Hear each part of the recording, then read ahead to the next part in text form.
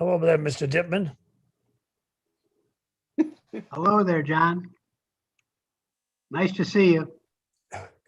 Yeah, me too. Good to see you. But a big blank. There we are. There we are.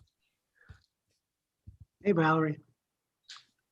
Hello, Sarah. Nice to see you finally after several phone calls and emails and stuff. And you too, John. It's nice to be here. Hello, everyone. Here, Hello, John. Can you Bob. hear me? Yeah. Yes. I do have to leave for a school board meeting about 5:15. Okay. Okay, thank you. Not a problem. Not a problem. We are all non-paid volunteers, if you'll remember. But I still want to ask, just in I case. know. I appreciate that. Is Ron with us? Yes. I am. Yep, Yeah. right next to you. Yep, we're all, Oh, there you are, Ron. Okay. everybody's here, except for Erin, but she was driving this afternoon, so is maybe going to call in, but Isabella's here to cover. Okay. Okay, great. Sarah Burke is here and Isabel as Sarah well. is, yep, Sarah's here Yep. too. Okay, let's see. Tom, Terry. Everybody's here. Well, Leanna just left. We have a Christmas tree right now.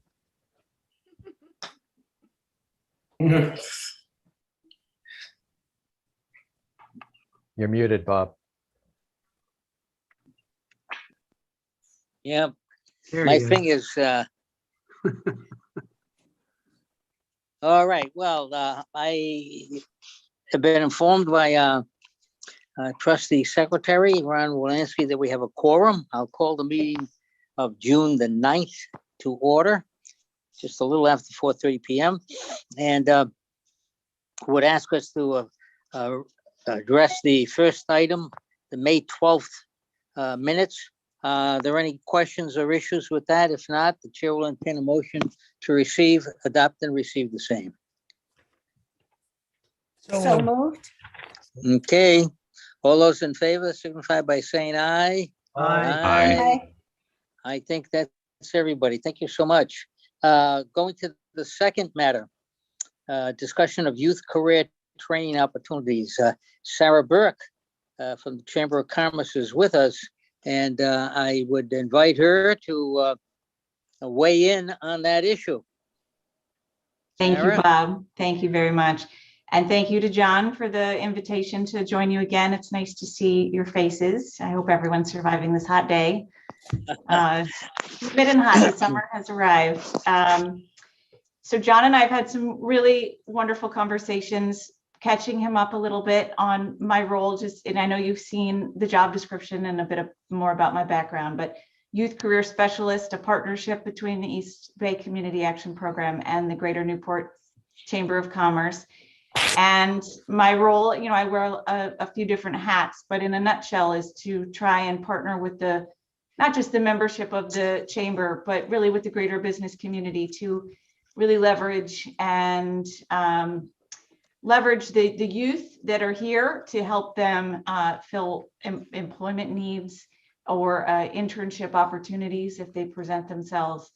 And what a time to have that role, right? I mean, we are in a really funny time for employment, as I'm sure you see help wanted signs absolutely everywhere you go, or I do anyway.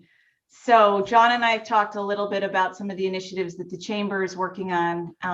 Most recently, it was it continues to be an initiative with the Rhode Island Builders Association to see how we can engage them in the East Bay, in the greater Newport County, where they don't really have a presence yet, but would very much like to see how they might partner with us we had talked about a career fair. And after some conversations with their local office down here, we've determined, at least for right now, a career fair doesn't make a lot of sense. And that's where the chamber is trying to engage more of our members around what is it that they would like for their current employees, and what is it that they need to think about the future for their industry. We had thought about a career fair for this particular industry, but I'm not sure if a career fair, at least right now, makes the most sense. But what we did, a takeaway from our last conversation was thinking about what our members and really the building trades associations down here in the greater Newport County would like in terms of upskilling. So what would they like their staff, if they could upskill some of their folks who have been on the job for 3 to 5 years to get them to the next level so that they can open up some opportunities at the ground floor for those who are interested in the building trades. And that is still a conversation very much, it's very much happening right now. And our hope is that some outcomes will be continued exposure to the field of building trades, but also opportunities for young folks or folks of any age who might want to pivot perhaps into the building trades from another career or another job opportunity. But for young folks who would like to learn more and see this as an avenue for a professional, opportunity for them. So that's Yeah, this would be something that would fall in the bailiwick of the Chamber of Commerce. And it would be an arm or a committee or an effort on the part of the chamber, and you would be involved right there. Is that correct? That's correct. And I Yep, see good. Erin has just joined, and I know that she's in conversation with the members and sort of the industry to see what's the pulse on what they need or what they would want, not just for their current employees, but sort of looking a little bit into the future, what they would hope that the Rhode Island builders can offer down here in the greater Newport County to help them achieve it. Good. Is Erin on board with us at this point? She is, Leanne has her hand Yeah, raised. Bob. Oh, Leanne, go okay. right ahead. Sarah, are you talking about also in the trades, the 3D printing of homes that is very possible, and how we prepare our students with learning how to to do this, but also to teach them like SolidWorks and programs that are going to make a difference for their future, because it's here now, but to train lots of people with the 3D printing of homes and learning how to program. That's a wonderful question. I don't personally know what, but I do hope that at least with the Rhode Island builders in their, they have it's not a school, but a training or learning centers. And I hope that is one of the programs that they instill in folks who are looking to come up into the trade. Right. This is Erin. I actually don't think that they do that. This is the very traditional trades of construction. So thank you, Erin. Okay, Erin, but what about, it's here. They're printing not only smaller homes, but also larger homes now with the 3D printer. It just doesn't fall under the purview of the Rhode Island build trades. So I don't disagree that it's here. That's just not what we're talking about. Okay. We're specifically talking about the programs that they currently offer, which is the very traditional how to build a home and enable additional upward mobility within those career tracks. Supervisors in particular are very much needed. There are individuals who are well skilled in one specific component like painting or carpentry or whatever it may be, but the general manager and superintendent type of level of position, the state is really lacking those. There's obviously a significant amount of individuals who are aging out of the industry as well, and so they need and it's an industry that is booming, particularly right now, but they need that workforce pipeline. They have programs around the state already. It's funded through the Real Jobs program.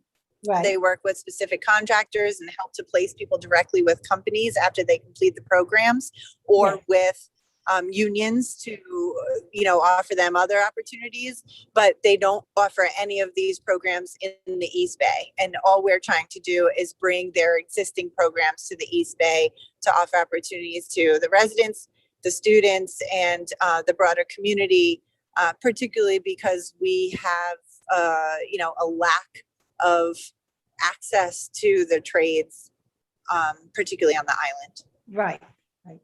John Okay. Bagwell has a question. Sarah, I see an Go ahead. opportunity. Pardon me? Go ahead, John. I see an opportunity for you reaching into the high schools. For example, we heard that at the Newport Career Center, they have a construction program. So the question was asked, why don't you have a program teaching kids the skills of plumbing and electrical work? And there was an answer about not having qualified people, et cetera, et cetera. But they said, we touch on some of these during the construction program. So if you could find out, for example, in order to move a kid from during the summer of his junior year into one of the trades, if you could find out what information would the tradespeople want these kids to have acquired in the high school during the construction program, what minimal amount, so that they would be productive when they came into the summer or even after graduation and could start working toward getting a license. In other words, it's more than just an exposure, but what specifically would the trades, what would they like the Career Center to teach and to provide them with information so that at the end of their sophomore, junior year, or their senior year, they would be able to move in to one of the trades, aside from building, but into electrical or plumbing. Because right I now, believe those conversations are happening. I believe the Rhode Island builders have, they certainly have a seat on the career and tech oversight statewide committee for these different types of programs. So I do believe that is underway. that's good. Yes. Yeah. Yeah. Statewide, they have been working on that. Good. Okay. Anybody else want to inquire of Erin or Sarah?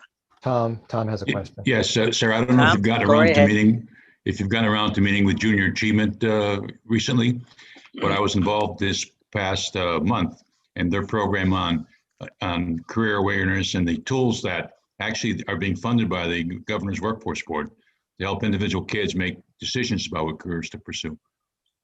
But if you haven't, I'd like to be part of just a session where they would brief you on what they're up to.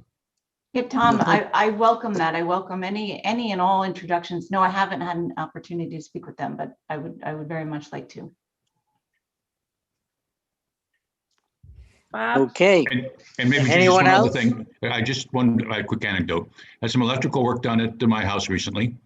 And a young man came over, was a June graduate of Portsmouth High, wants to be an electrician.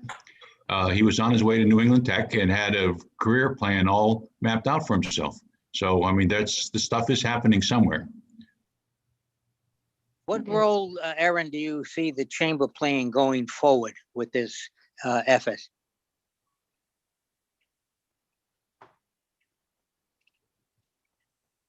You're muted, Erin, if you're talking. Yeah. Sorry.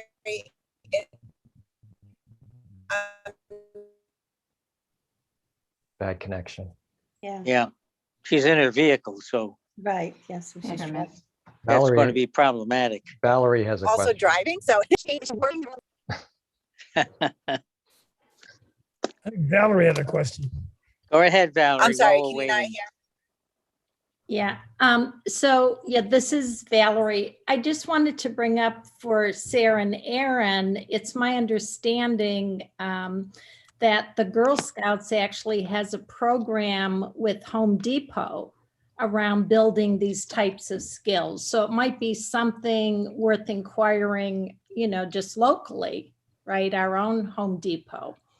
Because I serve on the Girl Scout USA board, and this is a big piece of what we're doing on a national basis with Home Depot in order to build these skills for kids in high school and beyond to be able to work in these fields. So it just may be a good place to start.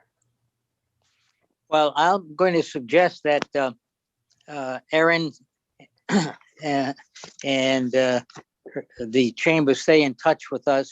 At least let us know what's happening, so we're aware of it on our end. And if we can assist with the development of that kind of a program, obviously we would be willing to do that. Any further questions from anyone for Sarah or Erin? If not, I would suggest we move on, and thank you very much, Sarah and Erin, for participating, especially Erin in very unusual circumstances. Thank you, Bob. Drive safely. All right. The third item is a matter of updating on the Connect Greater Newport Chamber Fiber Internet Mapping RFP. And with that, I would also like to interject some emails that Ron got around to everybody. And I was recently made aware of the fact that Representative Deborah Giro has submitted legislation on the House side, which has been passed for the creation of a broadband committee.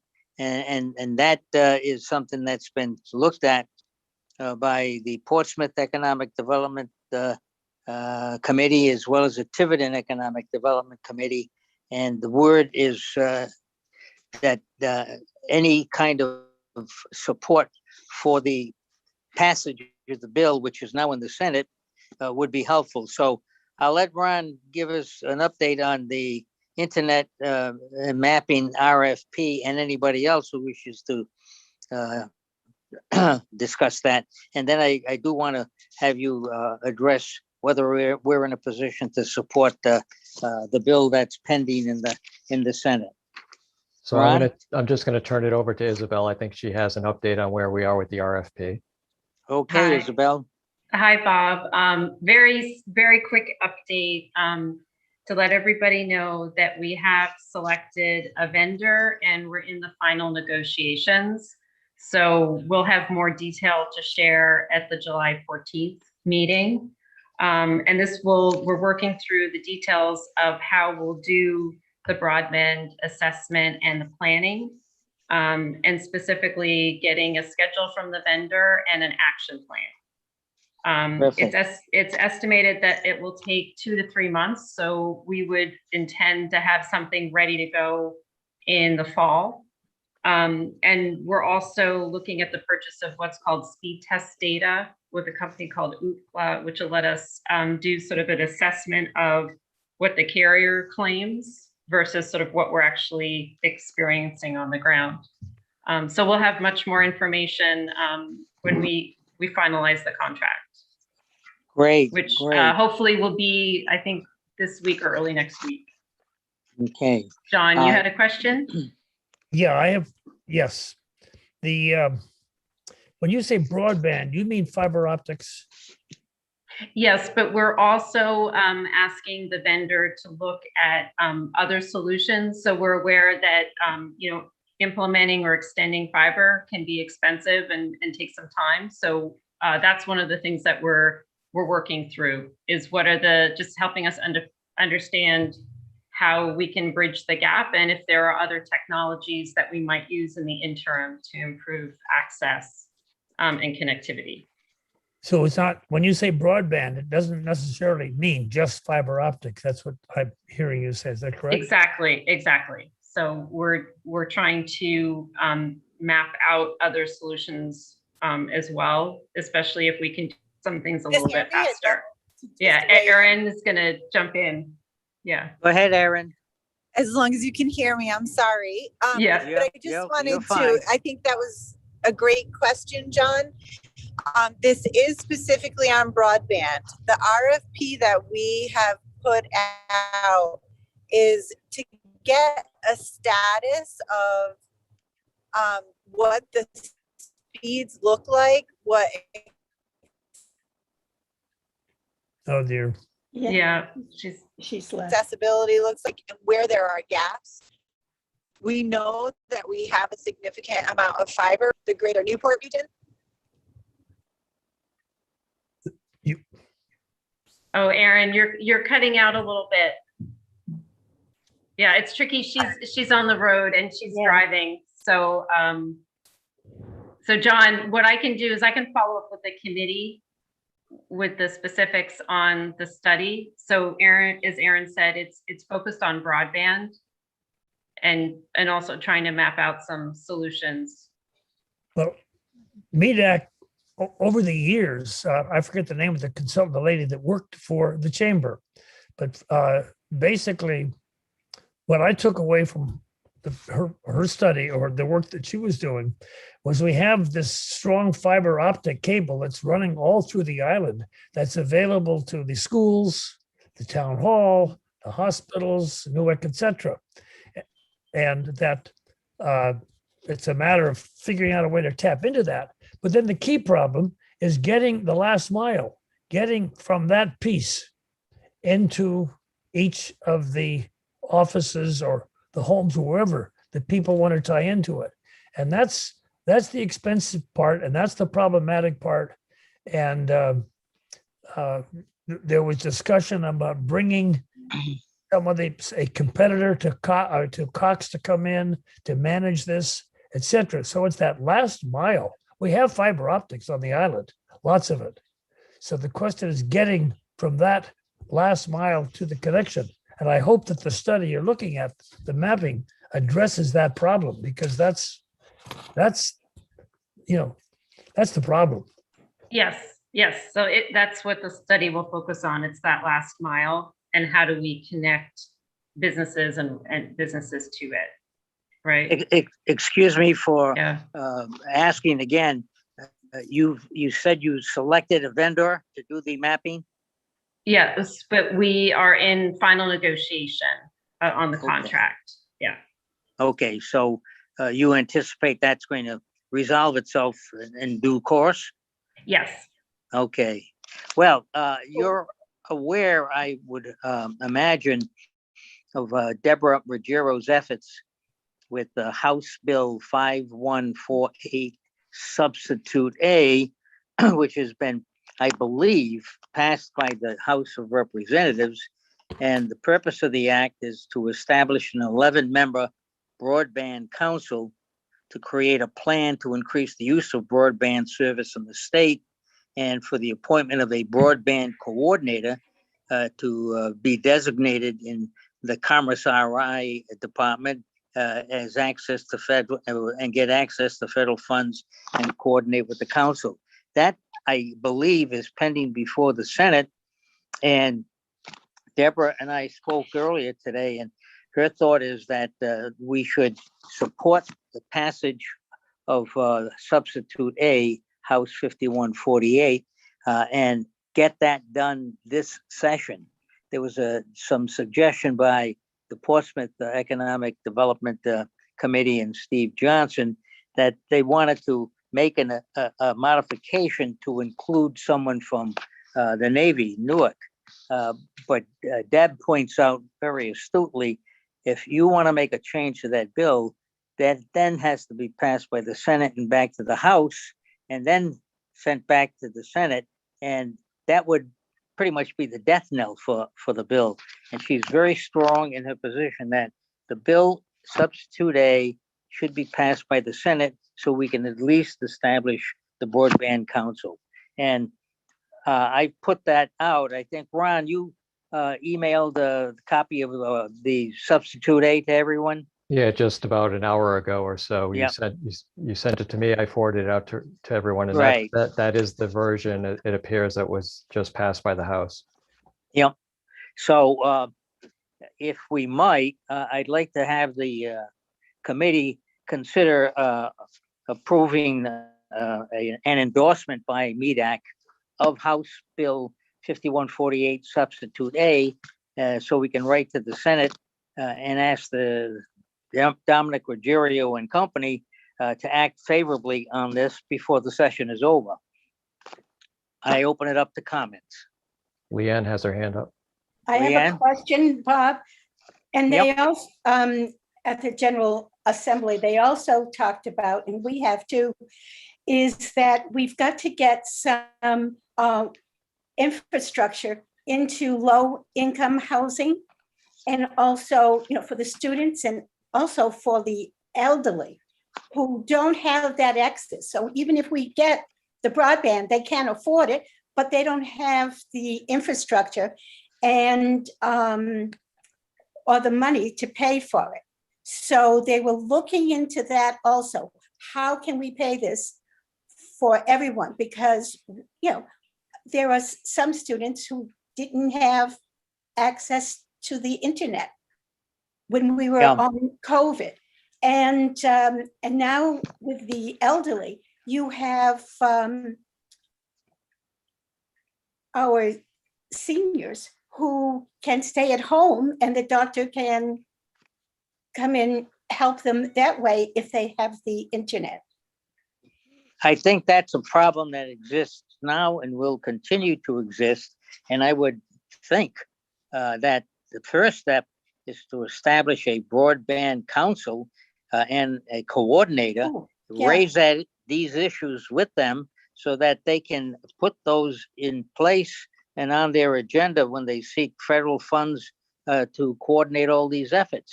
But the Yes. first thing is to get the broadband council approved with a broadband coordinator. And I think the issue that, or the issues that you've spoken to, they will exist and will be on the agenda for that committee to deal with. Okay, yes, because I agree on both accounts. We Yeah. have to start it, but then I also wanted to make sure that the low income, just for the equity, Yeah. can have that. Thank you. Yeah, I don't think that the broadband council legislation prohibits that from No. being a legitimate concern. And matter of fact, I'll make sure that I speak with Deborah Giro and include your comments, and she can call you and you can discuss it directly with her as well. I would encourage that. Okay, thank you. Okay, thank you. Bob, Terry has her hand up. Terry, go right Yes. ahead. Oh, thank you very much. I just wanted to ask, and I'm sorry that the email came in today and I haven't had time to review the documents that were sent. My apologies. I get the gist that the goal of this piece is to create a council, a group that will then execute, all things under broadband, so to speak. I guess Yep. my question back to, was it Steve Johnson? I think you mentioned his point, Yes. getting a Newark representative in there, probably a good idea. Is the council in this legislation defined, as far as Yes. you want? Yeah. So is there a place for a Newark person? Yeah, it is consisting of the following, 11 members. One is the Rhode Island Emergency Management Administrator or designee. Another one is the Rhode Island League of Cities and Towns, the Administrator or designee. And then there's the Department of Public Utilities Commission Administrator or designee. And then there's the Ocean State Libraries of Rhode Island, OSL, Administrator or designee. And then there's OCN, Administrator or designee. And then there's the Rhode Island Department of Transportation, Director or designee. And then there's the Rhode Island Infrastructure Bank Administrator or designee. And then there's the Providence Chamber of Commerce Administrator or designee. And then the Newport County Chamber of Commerce Administrator or designee. And the engineer from Newark or a community member with broadband experience was the one that was deleted, I believe, from the House bill, but Johnson wanted to appoint a Newark engineer, and that was to be appointed in the legislation by the Speaker of the House, and it became entangled in the question of whether the House Speaker would have the authority to make that appointment, and was it a violation of the separation of powers doctrine. So rather than get into a wrestling match over that, I don't think that they're going to have a designate from Newark at the moment, but that doesn't mean it cannot be added later. Okay. And then there's a telecommunications attorney to be appointed by the governor. Members of the council are shall designate a chairperson, and they will serve without compensation. And vacancies to be appointed in the same manner as the original appointment. So that's what's pending before the state Senate. And I can suggest to you that it's crucial to get that before the full body of the Senate, get it passed so it can get to the governor's desk for signature. I did have the opportunity to be with Governor McKee for a couple of hours on Sunday. He attended the ceremony at the Portuguese Monument at Brenton Point for the raising of the flag for the Day of Portugal Committee. And we had lunch later, and he's very much aware of this. And he's very much in favor of getting this legislation done. And he has no problem signing it into law. It's the first step. It's pretty amorphous, so to speak, but those are the individual entities or designees that would be included in the Broadband Council once established. Bob, I don't want to slow things down, but it's interesting. There was no mention of the OSHA. That's the group that controls the fiber optics. No, it's in here, Ocean, Oh, OSHEAN, administrator or designee. got Yeah, it. Thank you. yep. Good. That's one of the designees or the administrators to be part of it. So it's a pretty inclusive group. And I'm sure that once it is established, if there's need to expand it, like to include Newark or somebody else, that can be done. But there's no time to do that now in the waning hours of the General Assembly. So I would recommend to the committee that we endorse the substitute A and be able to authorize me to sign a joint letter with the other economic advisory committees on the island, Portsmouth and Tiverton in particular, and get the letter up to the state Senate endorsing the passage of the bill and substitute A. Tom So has a moved. question. No, I wanted to go ahead with recommending the endorsement. Okay, is there a second? I second. John seconds. Any further discussion by the committee? Well, If this not- is Valerie. The only thing I wanted to say reading through that, because I read it end to end, is that there's no citizen appointments.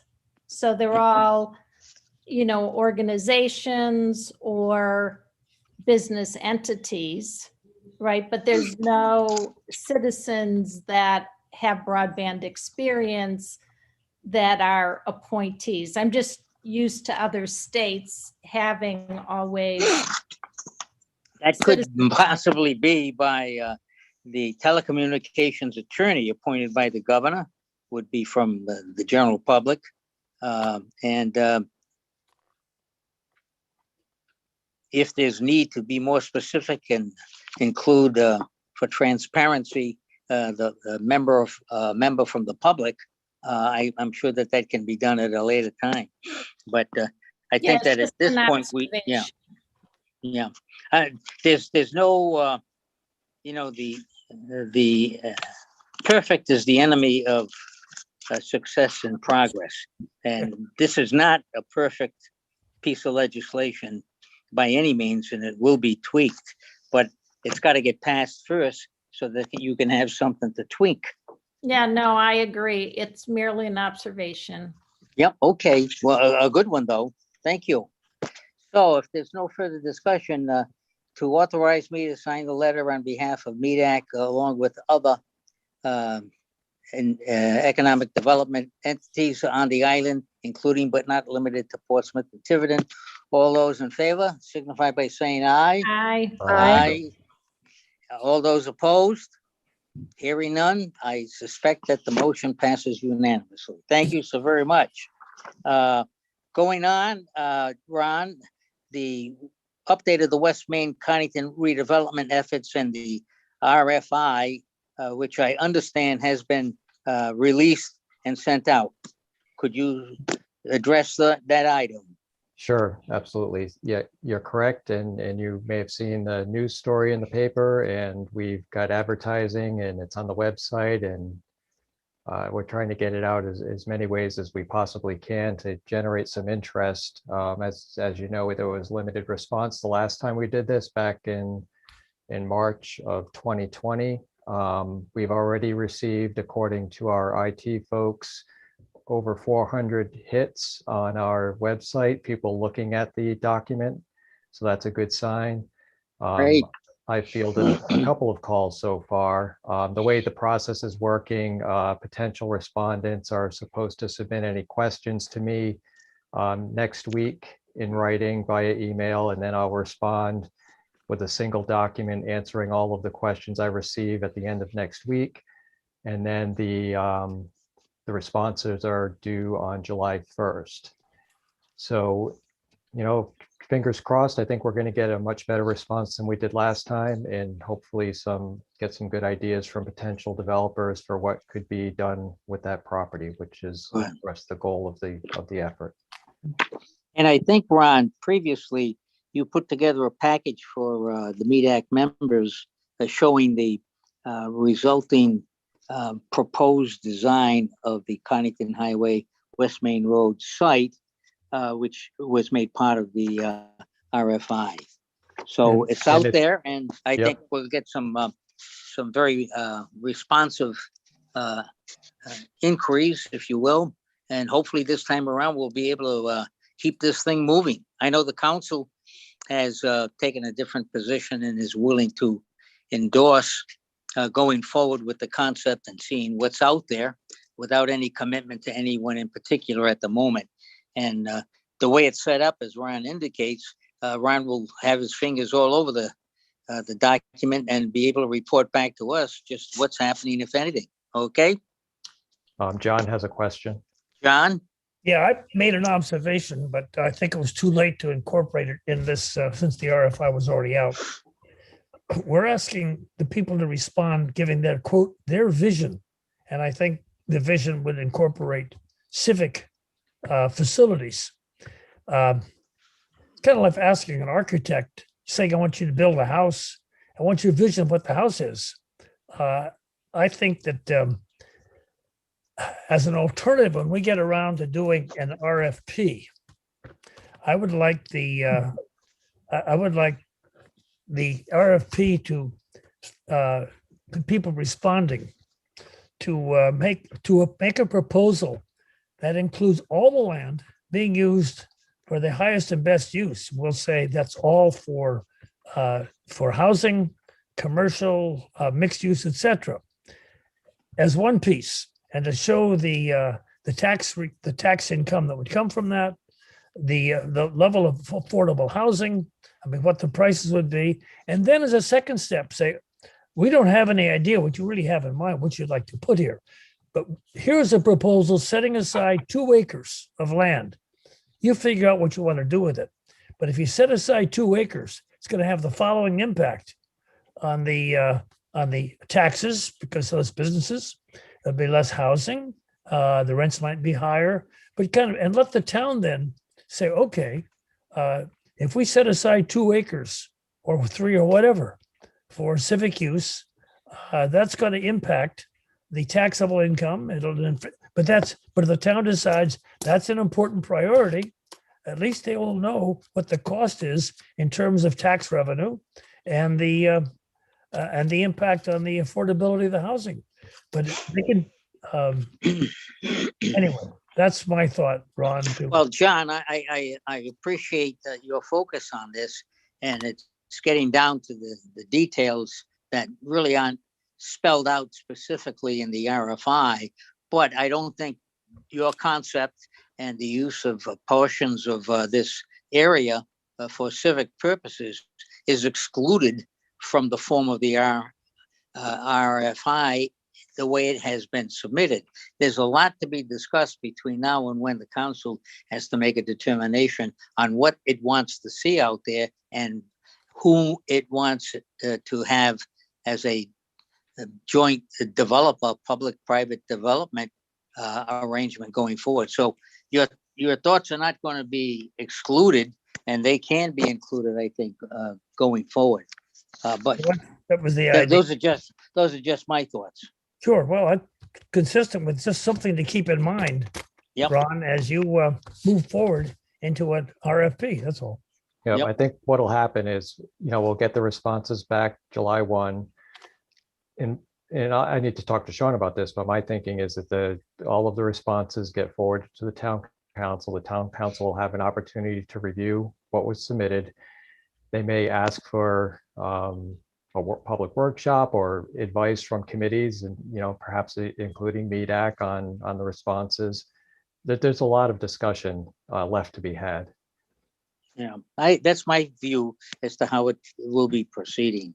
And eventually, we'll have a program that will be willing to turn over to a private developer within the confines and the parameters of what the town has decided ought to go out there. Right. Terry has a question. Terry? Thank you. Yeah, I guess my question would be back to John Bagwell. Are you essentially describing that one of the assessment pieces would be an impact statement of tax revenues for each proposal that, or as the proposals are put together for consideration, which is that something that our tax assessor would do as it got close to the decision of, what then the community desired there? Is that what you're proposing? I'm saying that people who respond to the RFP ought to be able to make some projections as to they know what our tax, they will talk to the assessor, and they should be able, and the people responding ought to be able to say, given this configuration, and after talking to the assessor, we expect this will produce X dollars in the way of tax revenues. Now, that will help form, of course, the basis of a TIF. Because if you want to build a library or a town hall or whatever, this tax money will serve through the TIF to fund some of this infrastructure. So it kind of all weaves together. But to have an RFP without a projection of the tax revenue that this might generate, or the levels of rent that they would, or condo sales or whatever, I think is only a piece of the pie. It's like, say, well, that's a nice picture, but what's the financial impact?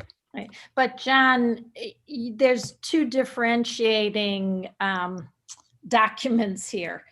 The RFI is, you called it the RFP. Yes, when you're at the stage in RFP, then you are going to have all the financials laid against it. You're going to show your risk factors. You're going to say what you're giving up in order to get to these revenue levels if you want community pieces. So to me, my experience is the RFI is always based on just information. It's your blue sky. It's send us your ideas. This was for the RFP, not the RFI. RFP. Yes, and we're on the RFI, correct? Right. Yeah. Yep, that's correct. So I think eventually you're going to have to get from each proposal submitted by a developer, what's going to go in there, what the value will be, and what the tax consequences might result to the town.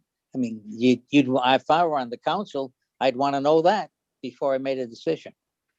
So we're on our way, at least, and we're moving with it. And Ron will keep us advised as to the status of the RFI. Okay.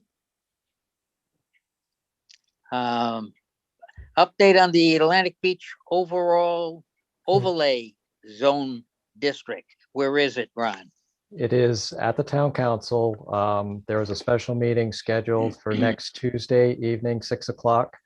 And that is for the public hearing and first reading for adoption of the draft ordinance.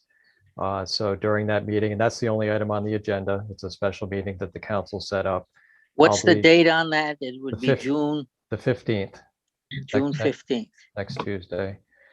I'll be providing a presentation of the highlights, what's in the ordinance, and then, of course, there'll be discussion, questions and answers, public input. I think it'll be a fairly informal discussion. I know that there are planning board members that'll probably be on the call wanting to talk about it as well. So I would encourage anyone that's interested to tune in and ask questions and offer input.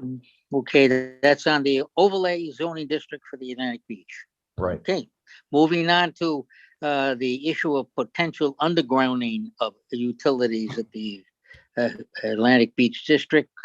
Where are we with that, Ron? So I've been in touch with Jim Farrar over the past several weeks, and I know you won't all, find this surprising at all, but there's been difficulty communicating with National Grid, getting a meeting set up.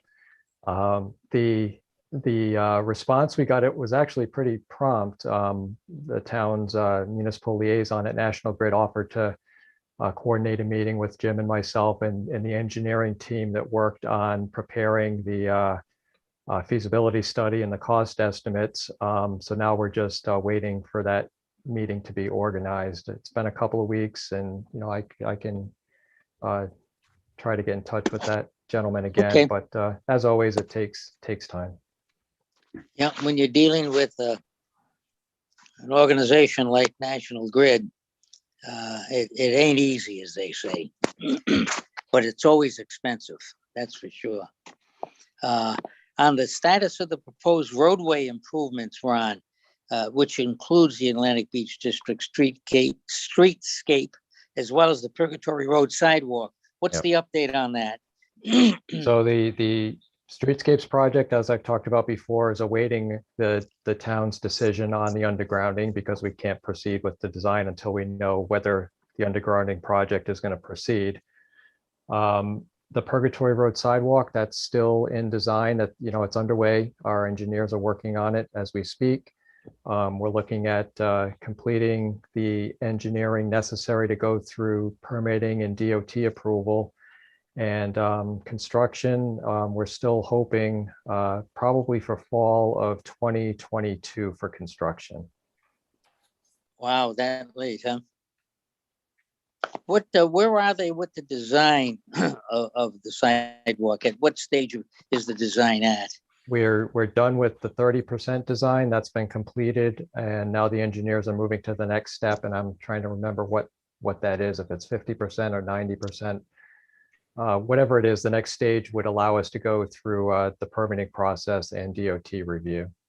Okay, but the road improvements that we've experienced as having taken place in the Atlantic Beach District with the roadway changes, streetscape, that's all kind of like in stone. That's what's going to happen and has happened, as a matter of fact, with respect to the actual configuration of the lights, traffic lights, and the roadway design. That's done. So yeah, well, for a couple of the intersections, it's done.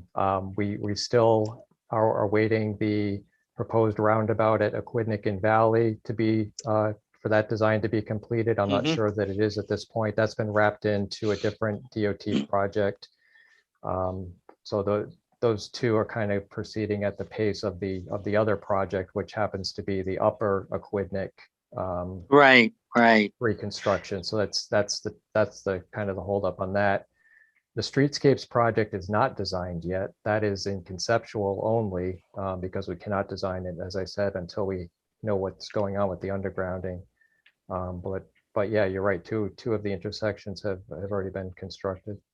That's the main intersection down at the Purgatory Road intersection with the Aquidneck Avenue, right? Yep, and also Crescent at Aquidneck. And Crescent and Equipment. So that's done. That's way it's going to be going forward. I have to admit that I had some real concerns and apprehension about how the reorientation of that intersection right at Tickets, how that was going to work. So you couldn't have a slip lane going straight up to Purgatory, but you had to come off to a light and then take a right. I thought that was going to be problematic, but apparently it's worked a lot better than I had anticipated. So that's good news, I think, because I thought it would be a real jam. Although this past weekend, But you don't Oh. live here. You don't take that every day. I think Well- the traffic situation probably has not improved, and that wasn't the intent of the project anyway. The intent of the project was to Safety. improve pedestrian safety, right? So I Yeah, think that, yeah. the backup coming into town from Newport, that's probably the same as it ever was. It But was this weekend, yeah, this past weekend, I should say. yeah, Everything comes from 2 lanes to 1 lane, right near the park, and just gets backed up. I Yeah. keep reminding myself that instead of coming all the way down to Aquidneck Avenue, I should take Eustis and cut through the back roads to get home. And you'd avoid the backup at that intersection. But in any event, we'll see what happens. Tom and Terry both have their hands up. Go ahead, Terry, please. Ron, I've got a question back on Or the Tom? streetscape. Yeah, question back on the streetscape. Are Yeah. there any tasks that can proceed that would be valuable, whether or not the utilities are undergrounded? Or are all the tasks on the streetscape at a halt until that decision's made? What I've been told by the engineers is that there's really no point in proceeding with design because that would have a major impact on the work that they would be doing. So the answer is no, we're not going to proceed until that decision is made, and hopefully that will happen relatively soon. Thank you. Go ahead, Terry. Yes, thank you. So I have a few questions on this topic. First of all, you mentioned the roundabout at Valley and Aquidneck. Is that true? Yes. I thought that the last word that we heard from I guess it's DOT, was that it was decided that it wouldn't be a safe place for a roundabout, like it wouldn't work. No, that's not my understanding. I know there was talk about a roundabout at Aquidneck and Purgatory, and that was nixed actually by the town council because of concerns about safety. But the proposed roundabout at Valley and Aquidneck, that's, like I said, if not completely designed, it's pretty close. And as far as I know, it's proceeding. Oh, I did not get that impression the last time that we heard from the transportation department. At least that was not my understanding. So that was Well, one question. We can touch base with Sean. Maybe he knows more than I do. Have Ron check it out for us. Terry, That'd be all right? great. Yeah, and Yep. then the Crescent and Aquidneck intersection, Ron. Yep. I'm not sure that that's fully resolved, with Beach Liquor, and that may or may not be a conversation for here. But I just wanted to throw that out in case it was, and if it's not, that's fine. And I'm worried.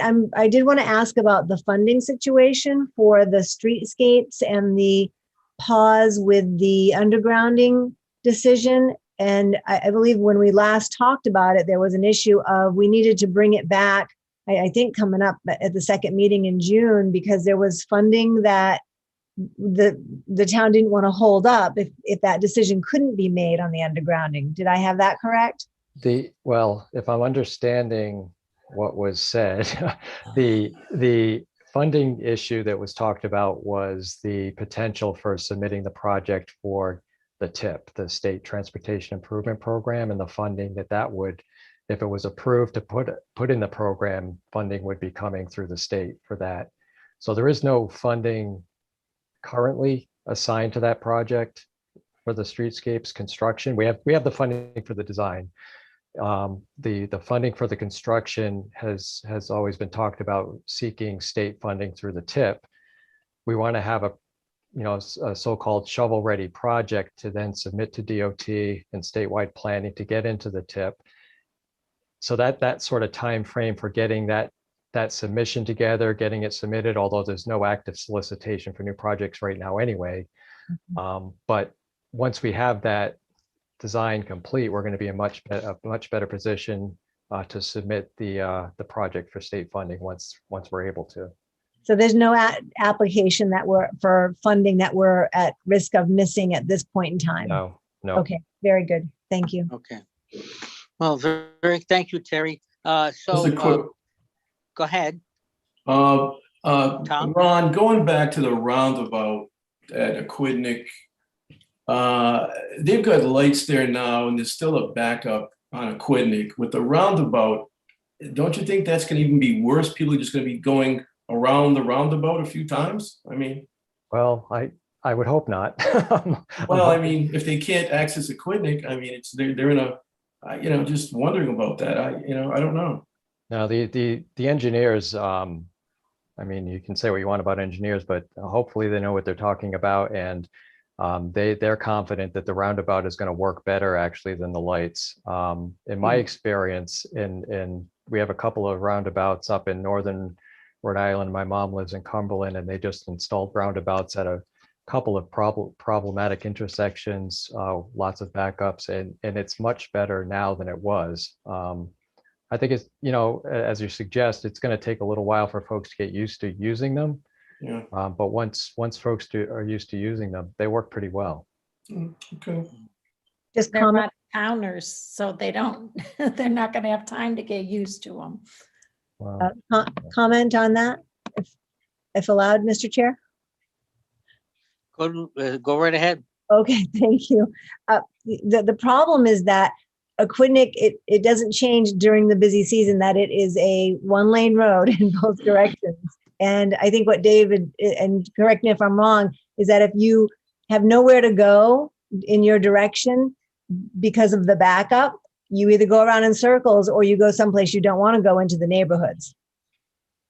Yeah. We're talking about the Valley, Aquidneck. Yes. Yeah.